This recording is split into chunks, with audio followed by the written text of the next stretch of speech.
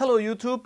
What is BIG4 upgrade? Why it's not BIG3 upgrade? Why it's BIG4 upgrade? Well, let's find out.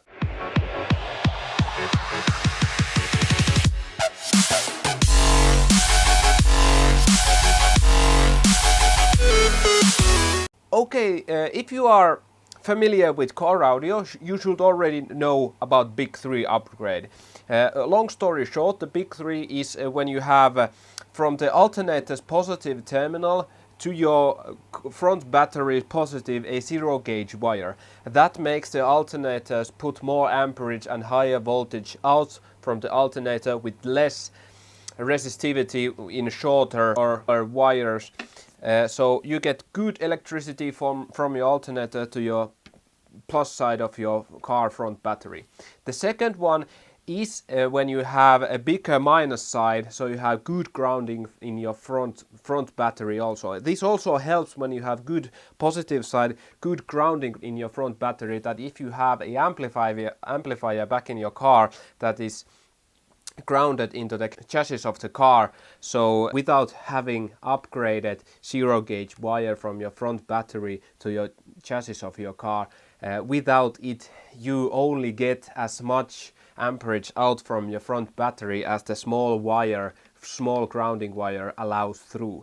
So that's number second. And third is when you have all this alternator and this battery in your engine bay, you must also upgrade your engine's ground to the chassis of the car. The engine usually have this kind of bad wiring. This is normal stuff what car manufacturers ground their engines into the chassis. This is not even copper, so the ground is bad in your engine, and when your alternator grounds itself through the engine through this bolt, so the engine must be better grounded to get all the power from the alternator into your front battery. And what is the BIG4?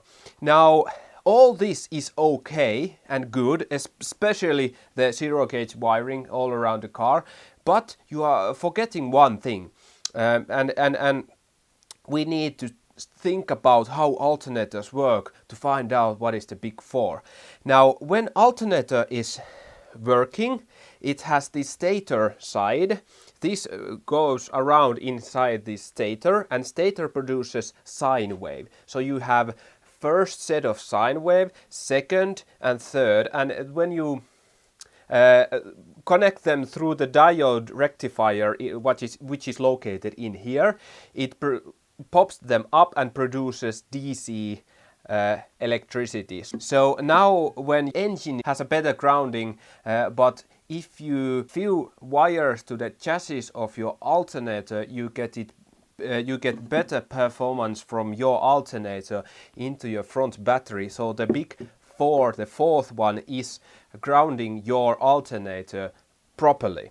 Now this is hard to ground. Maybe you have a long enough bolt here where you connect this into the bracket, alternator bracket. Maybe you have long enough bolt here so you can put extra cable in it and ground it straight into your front battery. Or the best way, when this diode rectifier side here connects to the back side of your alternator, you can see here there's very many grounding points in this alternator in many ways, and if you can ground this chassis better into your front battery, the output of the alternator is much better. Now, using a zero gauge wire is I think it's a bit foolish, because alternator is located in difficult spot, and these are very small,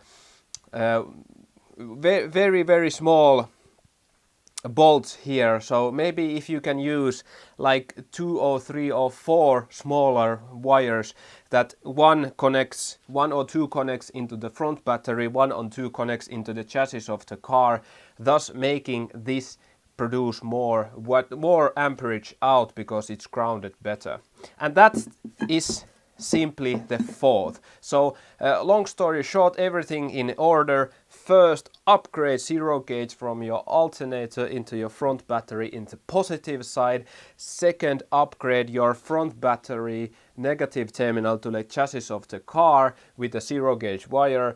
Third one, upgrade your engine grounding to the chassis of the car with a zero gauge wire. And fourth, upgrade your alternator's grounding with multiple of cables into chassis of your car, so making this produce as much electricity and amperage out as possible into this car battery.